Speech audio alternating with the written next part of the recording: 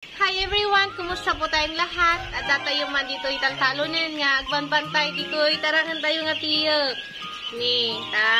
Muli, nagsimula kami ulit sa pag-aalaga ng seho dito sa farm. At for today's video ay nagpakain na po kami ng may halong feeds at laklak dito sa mga alaga namin itik. At for today's video ay papakita ko po sa inyo kung paano po yung serving na ginagawa namin sa laklak na may halong feeds sa mga alaga natin itik.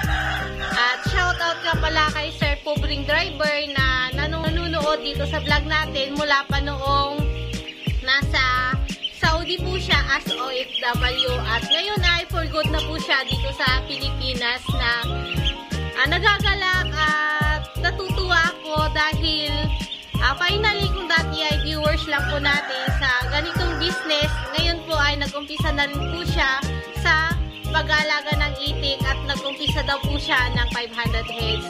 Permission to po, sir, yung video na isinet mo sa akin ay gagawin ko pong clip dito sa vlog na ito. Siya si sir na dati ay viewers natin dito sa ating YouTube channel at tumitingin ng paraan ng pag-aalaga ng itik kung paano magpalaki. At ito na po siya ngayon, may sarili ng alaga at pinasok na rin ang negosyong itikan. Isa siyang OFW sa Saudi at ngayon ay nag-decide na siyang mag-for good dito sa Pilipinas. Nakakatuwa lang kasi kahit paano nakakapagbigay ng inspirasyon ang bawat vlog na ina-upload ko dito. At tara, samahan nyo kung may pakita sa inyo yung paraan kung paano namin pinapakain sa mga alaga naming itik ang laklak na binibili natin ng mura sa mga nagtitinda nito. Hindi ko po may public post kung saan po ito nabili ng aking magulang dahil sila po yung nag-iikot na maghanap po ng laklak na ipinapakain namin sa ating mga alagang itik. Una ay naglagay na lang muna ako ng feeds na gamit natin dito sa ating mga alagang itik at maghahalo na po kasi tayo ng laklak para sa kanilang pang-araw-araw na pagkain. Ang edad ng itik na inaalagaan natin ngayon ay 10 araw na at dahil napaka-quality ng feeds na gamit namin ay masyado po silang matataba at napuna po ng aking magulang na sila ay lulupad o malulumpo na dahil sa katabaan na po nila. Kaya minabuti na po naming maghalo ng laklak sa kanilang pagkain. At ito yung laklak na inihahalo natin sa kanilang pagkain. Ito ay reject mula sa mga kumpanya na gumagawa ng feeds. May halo po itong mais. Ito ay pinagrejikan ng mais mula sa mga factory ng feeds. At binuhos ko na ang feeds sa luna kung saan dito ko hahaluin yung feeds at laklak para iserve sa mga alaga nating itik.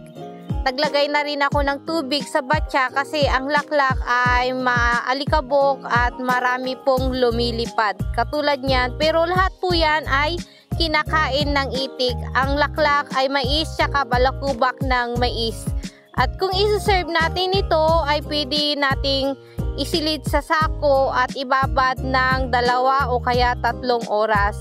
At dahil ako ay babae, hindi ko kayang buhatin ang mabigat, kaya lahat ng bagay ay may paraan para magawa natin ang ganitong negosyo. Pwede nating diskartihan, kung madiskarte ka, kayang-kaya mo ring gawin ang aking ginagawa. At ito na yung nabasang laklak at ihahalo naman natin yan doon sa feeds. Siguraduhin lang natin na lahat ng balakubak ng mais ay nabasa para hindi siya lumipad dahil lahat yan ay kinakain ng alaga nating itik. Huwag lang hindi basa kasi lilipa rin ng hangin, hindi na rin nila makakain. Kaya ang serving nito ay pwede mong isilid sa sako, ibabad ng 2 oras o kaya 3 oras hanggang sa masigurado natin na yung tubig ay pumasok na sa sako at nabasa na yung lamang laklak ng sako para ready na nating haluan ng feeds yung nabasang laklak. Sa murang edad ng seho, katulad ng aming alaga, ay dapat may halo pa rin pong feeds ang pagbibigay natin ng laklak sa ating mga alagang itik. Baka mamaya sabihin po ninyo na napanood ko sa vlog ni Jenny Days Vlog, nagpakain siya ng laklak sa kanyang mga alagang seho. Ito po ay naghahalo po kami ng feed sa pagpapakain po ng laklak sa ating mga alagang seho.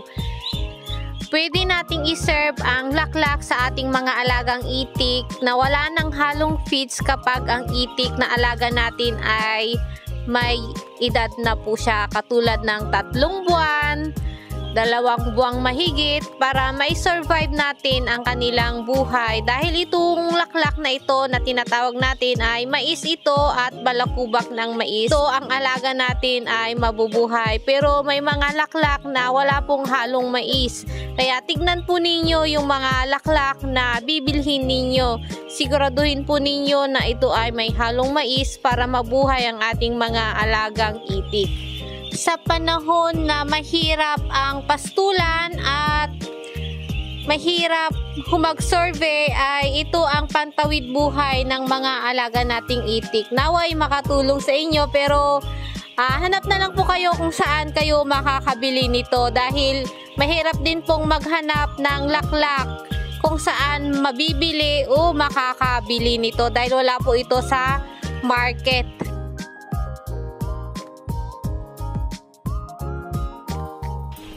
Habang gaganong, ay lang magagalit.